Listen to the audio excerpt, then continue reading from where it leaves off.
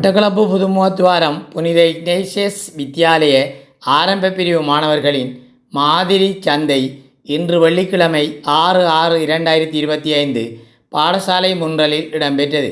வித்தியாலய பிரதி அதிபர் அருட்தந்தை பிரைன்ஸ் செலர் தலைமையில் நடைபெற்ற மாதிரி சந்தையில் மாணவர்களால் தமது சூழலில் கிடைக்கக்கூடிய பொருட்களை கொண்டு வந்து கூவி விற்பனை செய்ததை காண முடிந்தது. இதன்போது பாடசாலை ஆசிரியர்கள் மற்றும் மாணவர்கள் பொருட்களை கொள்வனவு செய்ததை காண முடிந்தது.